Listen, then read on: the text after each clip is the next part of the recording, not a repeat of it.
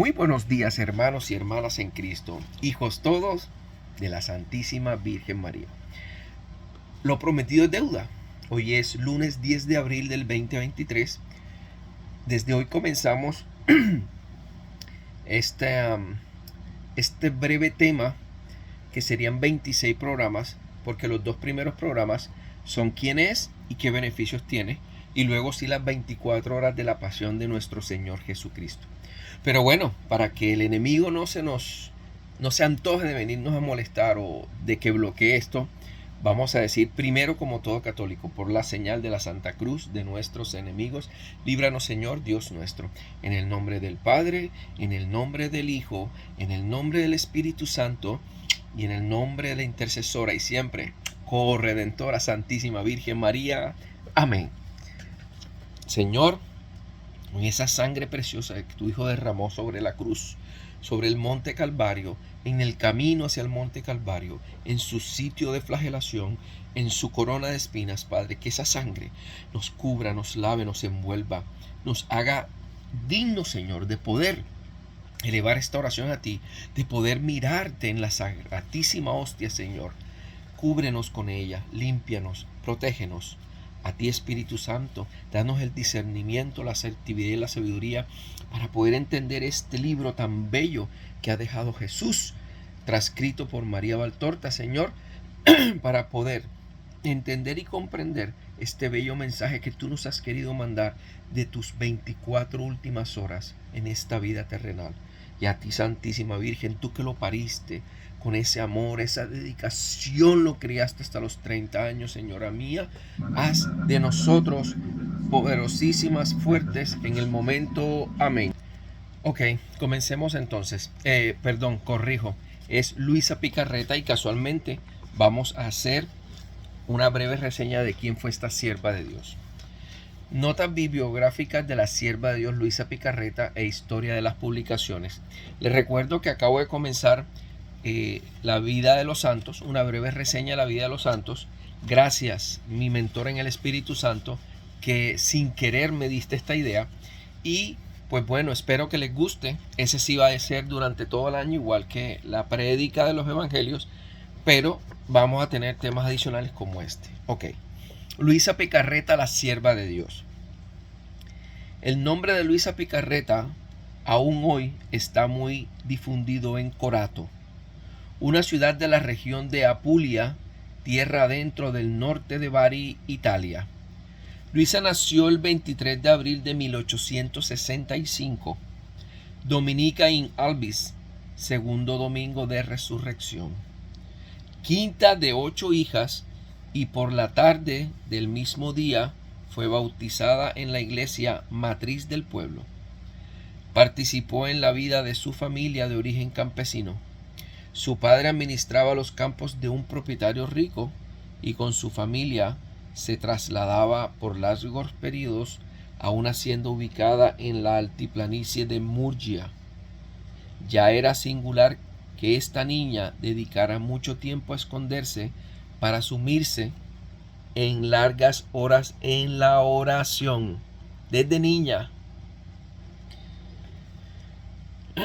Ok.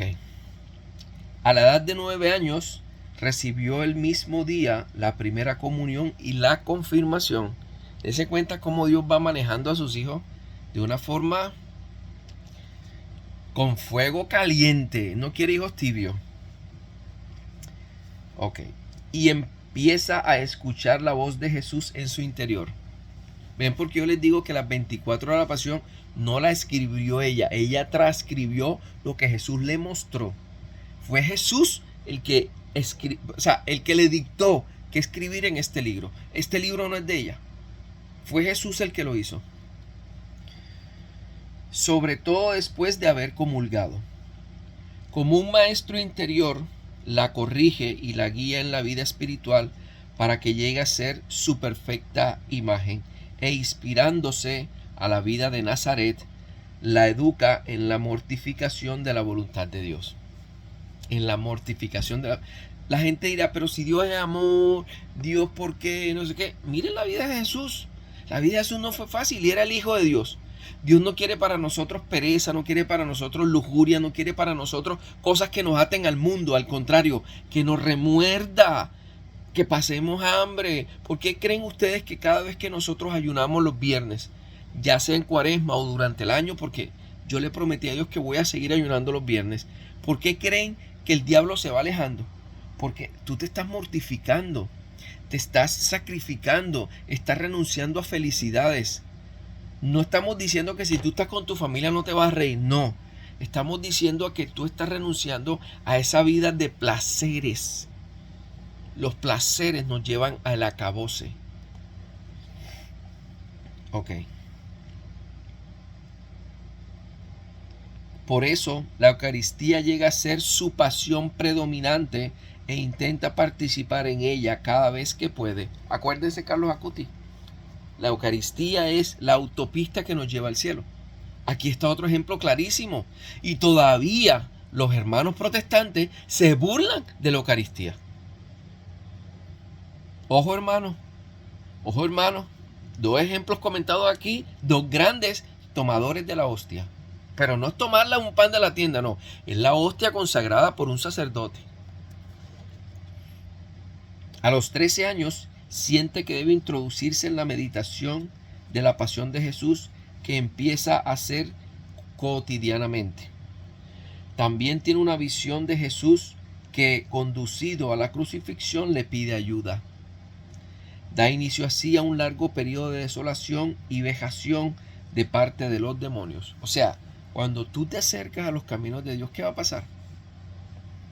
Vas a comenzar a sentir mortificación por los demonios, a decirte, esta no es la vida que tú te mereces yates, te mereces playa, te mereces cirugías plásticas, te mereces que todos los hombres te deseen, no que te quieran, no que te amen, no que te deseen. Eso es lo que te vende el diablo a ti. Por eso es que miren esa plataforma de TikTok, las niñas salen en vestido de baño, eso. Una niña con un traje de monja cantando Padre Nuestro, si tendrá 3 me gustas es mucho. Ahí está, hermano. No lo digo yo, lo dicen los hechos. Si ustedes se dan cuenta, los videos de las personas que montan explicaciones de la Biblia, que de verdad la dan como tiene que ser. Porque la Biblia cuando va a regañar, regaña, y cuando va a felicitar, felicita, cuando va a exhortar, exhorta, y cuando va a corregir, corrige. Así de sencillo. Entonces, en todos es Dios es amor, Dios es amor, Dios es amor. Ahí sí tienen 40,000 chulos. Pero en las personas que tratamos de mostrarte que Dios es un Dios justo, pero que cuando va a castigar, castiga, entonces ahí sí no hay chulo. Yo no vivo para ustedes, ni trabajo para ustedes. Por eso a mí los chulos no es problema mío, es problema tuyo si te salvas o no. Ok. También tiene una visión de Jesús que, conducido a la crucifixión, le pide ayuda. Da inicio hacia un largo periodo de desolación y vejación de parte de los demonios. Se une a las Hijas de María, congregación laical asistida en Corato por el sacerdote de Michel de Benedictis de 1944. Dice 1944 a 1910, debe ser lo contrario. Y ubicada inicialmente en la iglesia del ex convento de los capuchinos. Sí, porque ella nace el 1865. Del 1910 a 1944. Y ubicada inicialmente en la iglesia del ex convento de los capuchinos. En este lugar se encuentra también un instituto femenino de señoritas, hijas de familias pudientes, confiado a las religiosas de la Caridad de la Inmaculada Concepción de Ivrea. Aquí, Luisa frecuentará solamente las primeras clases de la escuela elemental, teniendo a las religiosas como maestras. Ok. Bueno, esa a las Hijas de María ya estando más grandes. Seguimos entonces. Sus padres no notaron la intensa vida interior de Luisa hasta que, como a los 17 años, en la primavera, cuando se fueron a la hacienda de la localidad llamada Torre Desesperada, Luisa manifestó un misterioso y siempre más frecuente estado de sufrimiento que le hacía perder los sentidos, o sea, se desmayaba, y sucesivamente entraba en un estado de petrificación. durante el cual tuvo algunas visiones de Jesús, quien la escogió como víctima. Acuérdense que ya en otros videos hemos hablado de lo que es el alma víctima. Es la persona que se dedica a Jesús para que Jesús manifieste muchas cosas en él, enfermedades, sufrimiento y todo, para la salvación de otras personas. Los fenómenos se suceden siempre más frecuentemente, tanto que la obligaban a permanecer en el lecho, o sea, acostada. Son los preludios de aquello a lo que Luisa llamará su vida nueva. Imagínense. ¿Quién en su sano juicio va a querer estar sufriendo a toda hora? Que no se pueda ni parar de la cama. Y esto la hace feliz porque va a salvar a muchas otras personas. Prácticamente una de como en 100 millones. Empiezan las incomprensiones familiares, cosa rara que la familia lo ataque a uno. Y la visita del médico de la familia. Incapaz de dar un diagnóstico certero, el médico no encuentra nada mejor que sugerir la visita de un sacerdote. Vean cómo en ese entonces tenía tanta importancia la vida religiosa que cuando no encontraban la cura de la enfermedad pedían la visita de un sacerdote. O sea, había fe en que Dios podía salvar a las personas, o por lo menos desterrar un demonio si era un demonio que estaba allí dentro. Se obtiene la intervención del agustiniano P. Cosma Loiodice, que conocía a Luisa gracias a las hijas de María. Con gran sorpresa de todos, la bendición sacerdotal la liberó inmediatamente del estado de malestar en que se encontraba, y esto lo continuaría haciendo cada vez que se consideraba necesario por aproximadamente 4 años. Si ven cómo los demonios comenzaron a hostigarla, si ven cómo los demonios comenzaron a fregarla en vida y en su salud, porque para ellos no era negocio que Luisa hiciera lo que iba a hacer mañana más adelante en un futuro. ¿Ven cómo el diablo ataca? Por eso es que, hermano, lo que comiencen en Dios, termínenlo hasta que cierren sus ojos. Por eso les digo, yo prefiero decir, yo tengo que hacer un video más mañana, a decir, a ver, yo tengo 52, hasta los 85, serían 30 y pico de años, 30 por 365, da 9,000. Yo tengo que hacer 9,000 y pico videos más en mi vida si muero a los 80 y pico años. Imagínate a los 90 o 90 y pico. Entonces no, yo simplemente digo, mañana un video más o 2 videos más dependiendo de lo que esté haciendo. Ok. Dice, con gran sorpresa de todos, la bendición sacerdotal la liberó, y esto fue necesario por aproximadamente 4 años. Luisa se hace terciaria dominica con el nombre de Sor Magdalena, en la cripta santuario de la iglesia de San María Greca. En ausencia de P. Cosma, los sacerdotes se rehusaban a ir donde Luisa. Entonces su madre se dirige al arzobispo de Trani, Monseñor Giuseppe Banchi de Dotula, para que ponga a un sacerdote de encargado establemente. El arzobispo dispone de don Michel de Benedictis pueda ir a donde Luisa en la ausencia del padre Agustino, o sea, el padre que comenzó a liberarla inicialmente. Pero en realidad, a partir de 1886, asume su cuidado espiritual de modo definitivo. A él, Luisa le cuenta por primera vez lo que le sucede cuando pierde los sentidos, que es parecido, acuérdense, a los 3 niños cuando la Virgen de Fátima se presentaba, que quedaban en éxtasis y los médicos los tocaban y todo y trataban de doblarle los brazos y no podían. ¿Qué le pasa a Luisa? Lo mismo. Entonces no es invento. Ok. De los sentidos, lo de sus visiones y de su vida interior. En este periodo da inicio otro fenómeno que luego acompañará a Luisa durante el resto de su vida. Después de haber comido en un espasmo, se ve obligada a devolver lo que había comido, o sea, a trabocar. Todos constatan que el alimento se presentan en óptimo estado y acompañado con un agradable perfume. O sea, en vez de vomitar la comida toda así y con un olor ya feo, la comida sale en perfecto estado y hasta huele rico. Ok. Pero su confesor, Don Mitchell, no está del todo convencido de la extraordinariedad de esos fenómenos, por lo que la pone a la prueba imponiéndole con la obediencia muchas cosas que ciertamente no le dan alivio. En la segunda quincena de noviembre de 1887, Luisa, con el consentimiento del confesor, acepta quedarse completamente postrada en cama, ofreciéndose como víctima voluntaria. ¿Sí ven? Inicialmente cree que debía ser por 40 días para implorar la paz por la guerra en África que se estaba llevando a cabo, pero más adelante comprenderá que Jesús le pide que este sacrificio, oigan esto, sea continuo por el resto de su vida, postrada en una cama por el resto de su vida. ¿Quién se somete a eso? Sobre todo una persona joven, una persona que tiene ganas de vivir, una persona que tiene de pronto hasta ganas de hacer un hogar. Eso se ofrece solamente a las personas que tienen a Dios verdaderamente en su corazón.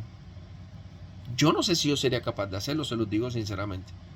Y mucho menos ahora que estoy casado y que he encontrado una gran persona, una gran mujer. Mi chinche para mí es, después de mi familia lo es todo. Así de sencillo. Ok. En la segunda, el resto de su vida. Así hasta la muerte por cerca de 60 años. 60 años duró Luisa así.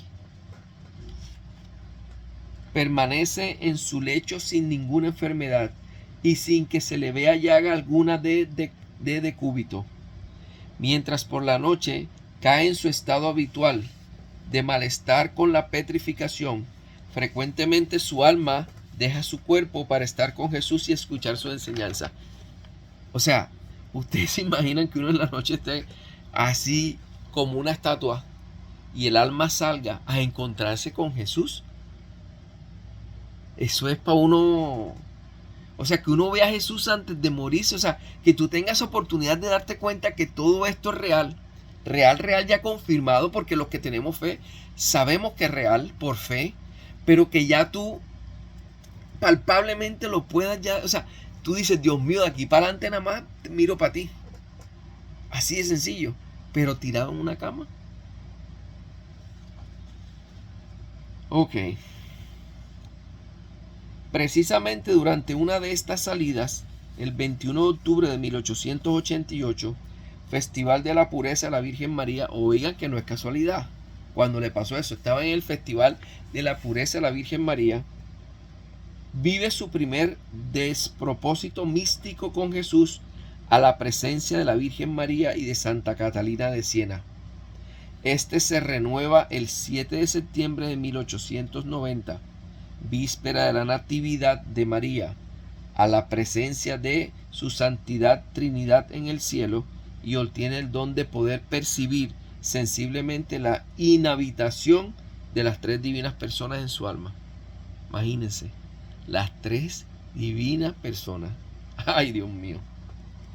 Finalmente, en la fiesta de la exaltación de la cruz de 1894 o 1895, vive el despropósito místico de la cruz en los lugares de la pasión en Jerusalén. En esta ocasión recibe los estigmas, pero que después de habérselo pedido decididamente quedarán invisibles. Se ha tenido los estigmas pero invisibles. Ella misma los pidió. Gracias a esta experiencia recibe también una más profunda conciencia de sus pecados y siente por ellos un vivo dolor, que toda persona que se convierte a Cristo tiene que dolerle lo que hizo, dolerle y llorarlos y arrepentirse desde lo más profundo del alma. Jesús la conduce con continuas purificaciones por el largo recorrido de una progresiva uniformidad, conformidad y consumación en la humanidad de Cristo. Cuando en 1898 Don Michel de Benedictus, a causa de sus múltiples empeños pastorales, deja la dirección espiritual de Luisa, indica como un sucesor al canónico Don Genaro de Genaro, 1844 a 1922, párroco de la parroquia San José de Corato. A causa de la extrema reserva de Luisa, habría quedado solamente su confesor, habría sido el único que hubiese sabido lo que pasaba en su alma si el nuevo confesor, después de haber escuchado lo que le sucedía durante ese estado habitual, no le hubiera dado la obediencia de escribir en su diario espiritual, en el cual debía anotar con diligencia cuánto escuchaba y veía. ¿Ven? ¿Ven que esto no lo escribió ella porque se le ocurrió? No. ¿Cuánto escuchaba y veía? Dios le proyectó como si fuese una película. Le dijo, mira, esto fue lo que pasó. Escríbelo y después públicalo. Jesús, esto no es invención de ella. Al ofrecimiento de su postración en cama se añade la cruz de escribir, a lo cual será fiel escribiendo cerca de 10,000 páginas. O sea, ella no solamente hizo las 24 de la pasión de nuestro Señor Jesucristo, hizo mucho más libros. Páginas. El 28 de febrero de 1899 al 28 de diciembre de 1938, 2 meses después de haber empezado a escribir el segundo cuaderno, el confesor le pide que escriba lo que le había venido pasando en su vida pasada. Nace así el primer cuaderno que construye una verdadera autobiografía espiritual desde la edad de los 9 años. A causa de su definitiva inmovilidad, ya en 1898 le es concedida la facultad de poder asistir a la Santa Misa en la casa en la que vive con su hermana Angelina, que la asiste, y con sus padres, que murieron en el 1907. Sustenta la alimentación y la ofrenda de la Santa Misa con su trabajo de encaje de bolillos que aprendió de niña y acoge a jóvenes que quieren aprender dicho arte. Nuevamente la educación.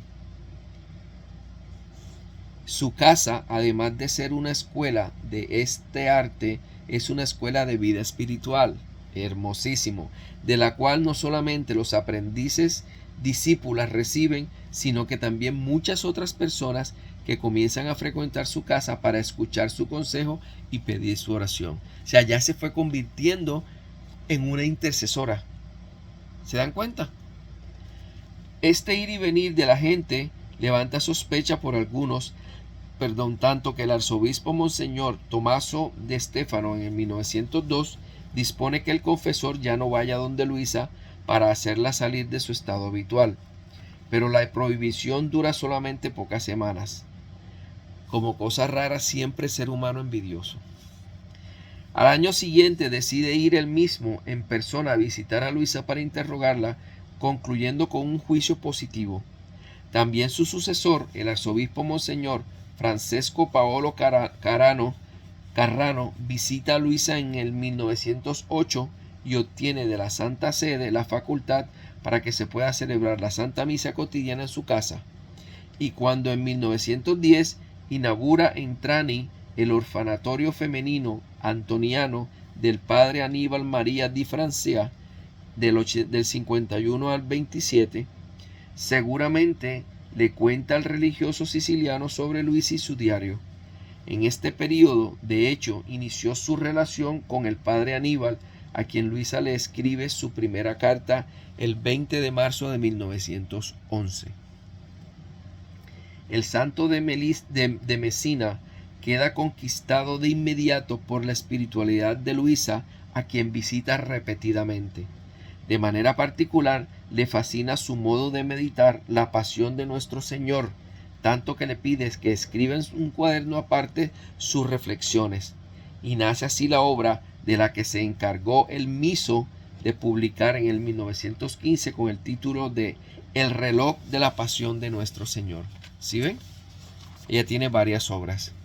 Jesucristo, con afectivas consideraciones y reparaciones ante el gran éxito encontrado, decide publicarlo de nuevo En una nueva edición el mismo año y luego en 1917 y en el 1925 el texto fue progresivamente enriquecido con otras prácticas y algunas oraciones, pero sobre todo con un aprendiz que contenía por primera vez algunas páginas del diario con el título Tratado de la Divina Voluntad. Ese es otro libro berraquísimo que aquí estaremos analizando. Tratado de la Divina Voluntad. Escribe incluso una carta circular dirigida a los obispos para aconsejarles que lo usen en los institutos presentes en sus propias diócesis. Luego, hasta 1926, el fundador de los rogacionistas y de las hijas del Divino Celo logró revisar los primeros 18 volúmenes del diario, y como resultado del rico epistolario entre Luisa y él, se preparaba a publicar los textos de hecho. El arzobispo de Trani, Monseñor Giuseppe María Leo, lo había nombrado censor eclesiástico para las publicaciones de sus diócesis, y después de haber obtenido el nihil obstat del padre Aníbal, puso también su imprimatur directamente en los primeros 18 volúmenes manuscritos del diario. Esos son sellos que es como un permiso de publicación. Eso lo hacen las archidiócesis o los arzobispados para que sepan que de ahí fue que nació eso. Y no decir, bueno, ¿y este libro de dónde viene? O este libro, ¿quién lo revisó? O este libro lo hicieron por hacerlo y la Iglesia Católica lo está publicando. No. Se llama imprimatur y el nihil obstat, ¿ya? Del arzobispo o del obispo que esté en esa diócesis o en esa arquidiócesis, dando su permiso para la publicación. La muerte del padre Aníbal, sin embargo, implicó la realización de este proyecto editorial. Una idea de cómo se presentaba a Luisa a cuantos la encontraban, que con frecuencia venía de lejos, nos la ha dejado precisamente el mismo San Aníbal en el prefacio que hizo para el reloj de la Pasión, en donde la describe así: esta esposa de Jesús, esta esposa de Jesús crucificado, que pasa la noche en éxtasis dolorosos y en toda clase de padecimientos, al verla luego durante el día, medio sentada en una cama trabajando entre las agujas y los alfileres, nada se transparenta en lo más mínimo de una persona que durante la noche haya sufrido tanto. Nada que deje entrever algo que es extraordinario, de sobrenatural. En cambio, se ve en todo su aspecto una persona sana y contenta y jovial. Habla, conversa, en ocasiones ríe. ¿Se dan cuenta de lo que yo le digo? Hay parte de sufrimiento en nuestra vida, eso es la purificación, pero con nuestra familia, con la esposa o con seres queridos, con amigos queridos, puedes tener momentos de risa, de alegría, de esparcimiento, sanamente. Porque es diferente que tú te vayas a reír en un prostíbulo, y eso sí no. Pero sanamente con tu familia, tú puedes reírte, puedes acordarte de historias, de cuando tu mamá te correteaba con la chancleta, de esas cosas, y te mueres de la risa, ¿ok? Habla, conversa, en ocasiones ríes, pero sí tiene pocas amigas. En ocasiones algún corazón atribulado se confía a ella, le pide oraciones, escucha benignamente, consuela, pero nunca se pone a profetizarle. Jamás una palabra que deje entrever alguna revelación. El gran consuelo que ella presenta es siempre uno, siempre es el mismo argumento: la divina voluntad. La divina voluntad. Que no sea tu voluntad la que rija tu vida, que sea la divina voluntad la que rija tu vida. La estima que Luisa tenía por el padre Aníbal la llevará a aceptar la invitación a trasladarse el 7 de octubre de 1928 a la casa de las hijas del Divino Celo en Corato, que fue construida y consagrada por voluntad de su fundador a la divina voluntad. O sea, esa casa estaba consagrada a la divina voluntad. Y Luisa, ¿qué era lo que más recalcaba? La divina voluntad. Entonces, por eso ella acepta irse para esa casa. Al morir don Genaro, es reemplazado como confesor don Francesco de Benedictis, del 68 al 26. Pero habiendo también muerto prematuramente, fue sustituido por don Benedetto Calvi, que nace en el 86 y muere en el 68. quien en colaboración con el rogacionista padre Pantaleone Palma le dio un nuevo impulso a la publicación del diario.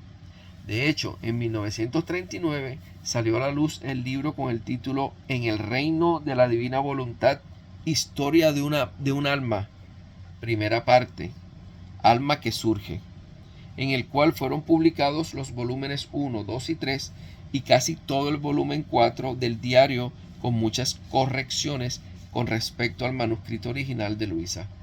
Además, también en 1932 se publicó el libro La Virgen María en el reino de la divina voluntad.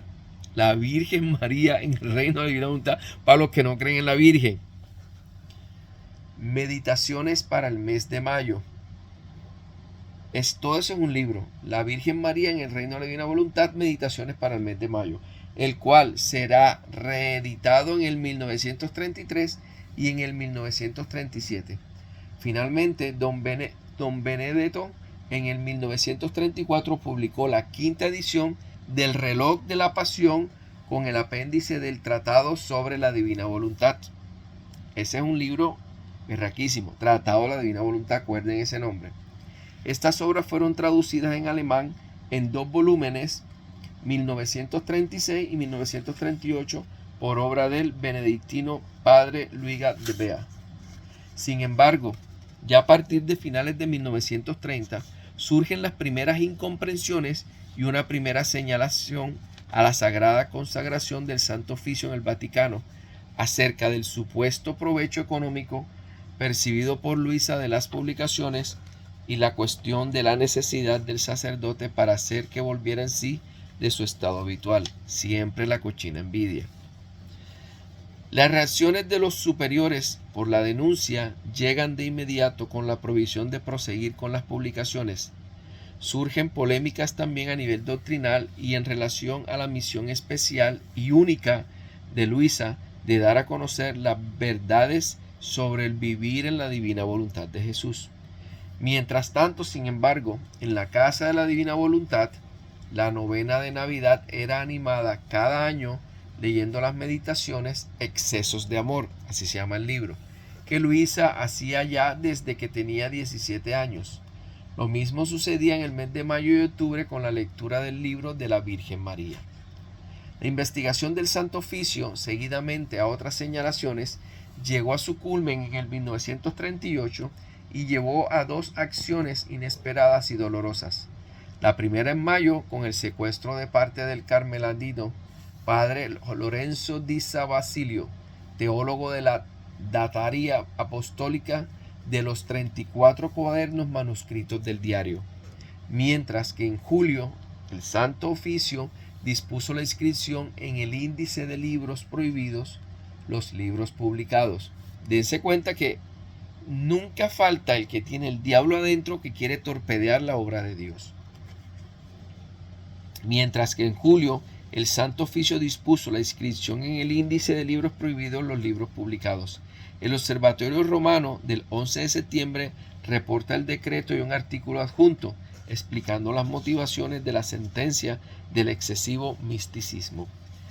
A pesar de tanta prueba, pocos días después, Luisa encontró fuerzas para escribir una carta en la cual se pone totalmente una vez más en manos de la obediencia y la autoridad de la Iglesia. ¡Qué hermoso! Así como Jesús fue obediente con su Padre a tan semejante castigo, esta mujer sigue siendo humilde en los caminos de Dios y dice, ok, lo que disponga la Santa Sede Católica. A pesar de tanta prueba, pocos días después, Luisa encontró la fuerza para escribir la obediencia de la Iglesia, reprobando y condenando con sus mismos escritos lo que la Iglesia reprueba y condena. O sea, ella misma condenó y reprobó la obra que Dios le había dado en obediencia a la Iglesia Católica. Humillada, es obligada a dejar el Instituto Antoniano y se traslada a una habitación privada en donde viviría los últimos años de su vida. Luisa, la Santa, como solían llamarla sus conciudadanos, la mañana del 4 de marzo de 1947, después de una fuerte pulmonía, muere, pero su cuerpo no sufre la rigidez carabélica. Por 3 días su cuerpo queda expuesto al público y todos pueden constatar que sus miembros están flexibles a excepción de las vértebras de la columna, que le impide ser extendida en el ataúd.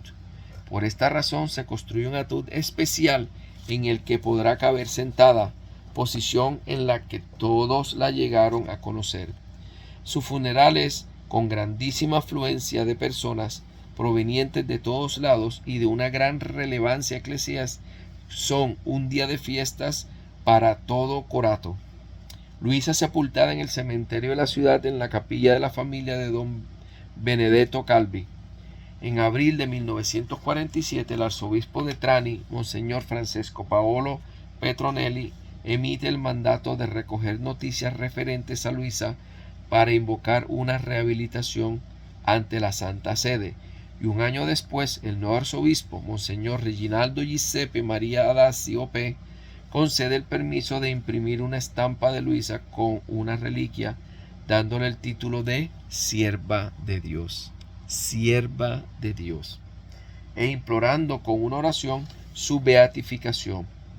Obtuvo además en 1962 que sus restos mortales fueran trasladados al santuario de la parroquia de Santa María Greca.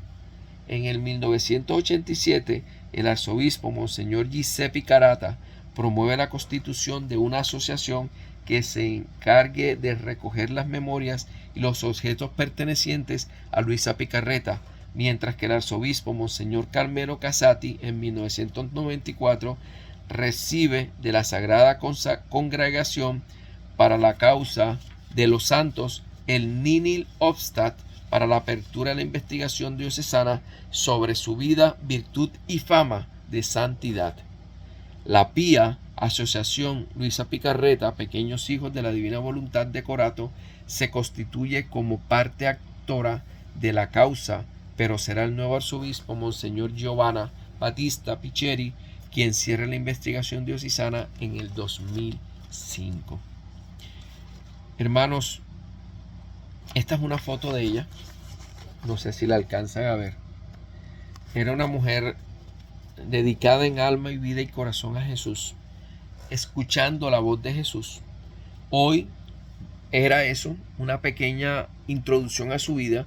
Mañana vamos a ver qué beneficios nos va a traer a nosotros, a nuestro hogar, a nuestros hijos, a nuestra familia, a nuestro vecindario, a nuestra ciudad y a nuestro país cuando hagamos las 24 horas de la pasión de nuestro Señor Jesucristo. Que tenga un excelente día. Mañana es más o menos este mismo tiempo y voy a tratar de que cada hora, entre comillas, la hagamos en media hora para no extenderme más, pero no les prometo nada, porque este libro ya yo lo leí y es una belleza. Te troncha el alma, te abre el corazón y te hace llorar lágrimas de sangre. Dios te bendiga, hermanos, que tengan un excelente lunes. Bye bye.